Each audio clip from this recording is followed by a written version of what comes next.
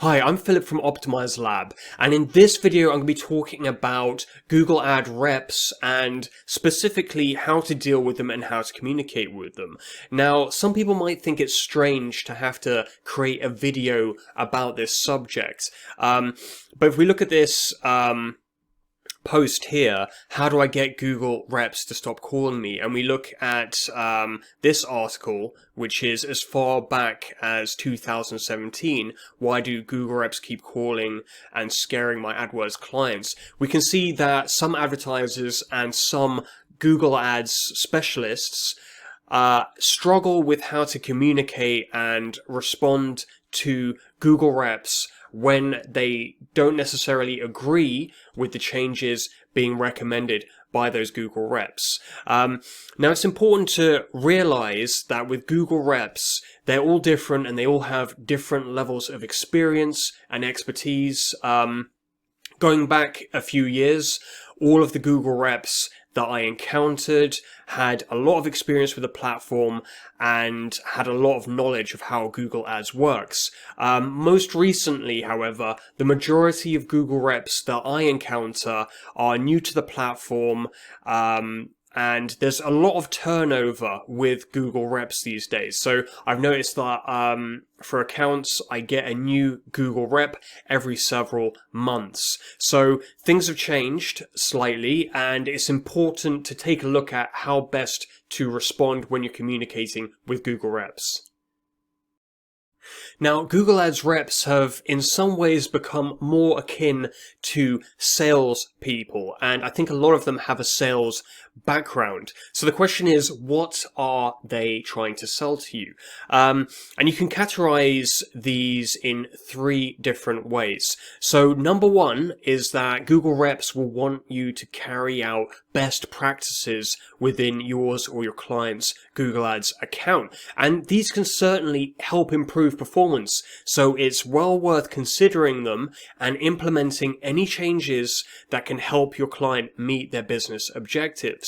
Now, number two is that Google Ads reps will want you to test new features. Google rolls out new features and they need to find out how effective they are within marketing campaigns. So Google Ads reps want to push these into live campaigns so that they can test how effective they are in the real world, basically using advertisers more or less as a sort of guinea pig and using their budget.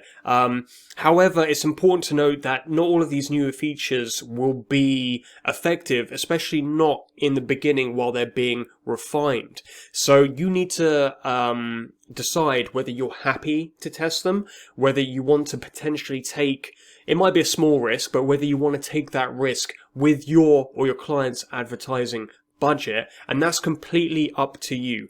Now, the third change that they would like you to potentially make in some cases is to increase the ad spend on your account, because there is an incentive for these reps to increase the spend on the accounts under their purview. Obviously, Google is a business and they want to make more money. So this is one thing that they quite often push. And this could be new keywords. It could be new campaigns that they want set up. And again, it's completely up to you if you want to add in any new keywords or whether you want to increase your budget or you want to test a new campaign type. That's completely up to you, and you should never feel pressured to do so.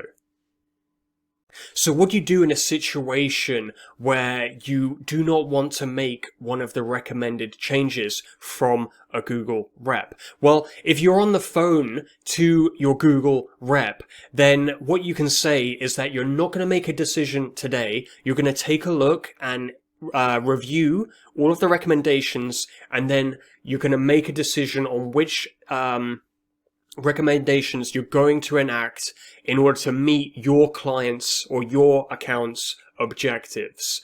Now, if there's a lot of pressure to make that change right now, just repeat that you're gonna go away and think about it, and you're not going to make a decision today. From that point on, if you want, you can ask that all recommendations be made via email, because you prefer to have things in a printed format so you can review and assess, and say that you would prefer not at this time, maybe at a later time, to have discussions via the phone. And that's completely your right, and that should be completely acceptable, because it's important to note that you should never feel obligated to make any changes to your account or to a client's account, because ultimately the management for that account is your responsibility and nobody else's. A Google rep or anybody else will never be held accountable for the results of any changes that you make within your account, even if they are changes that have been recommended by a Google rep. So that's very important to note. All of the changes you make should always be with your client's objectives in mind. You'll notice that Google reps very rarely ask you what your client's specific objectives are. What are their business objectives? Are they looking to cut costs, or are they looking to really expand and ramp things up within their account? Those questions are never asked, or very rarely. So the recommendations you're being given are not catered to your client's individual business. They're really from a checklist, so they're just ticking a box. So never feel obligated to make those changes. Just always stress in every, if you feel as though you're being pressured, stress the fact that it's your decision and no one else's. You're the account manager. It's your responsibility, and so it's your decision, and that's final. So I hope this video has been useful and informative, and will help you make decisions and help you within your interactions with your Google reps.